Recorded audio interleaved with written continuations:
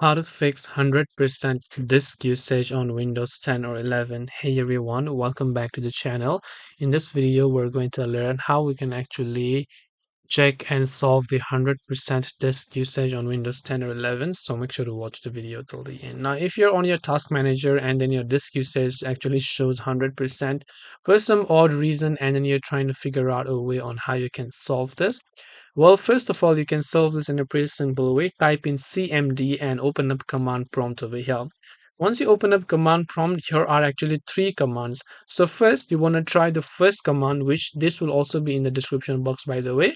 Just press and hit the first command, which is net.exe space stop space superfetch.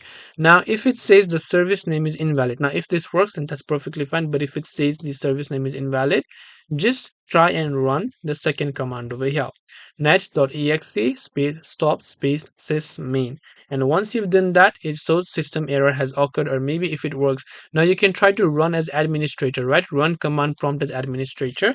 So I'll type in cmd, right click on it and click on run as administrator.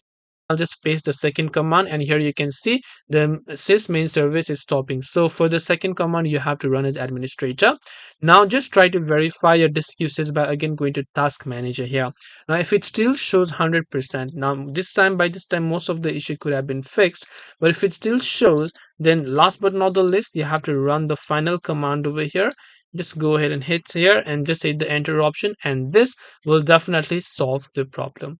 So I hope that this video helped you. If you have any questions, feel free to leave them down. Thank you for watching and see you in the next video.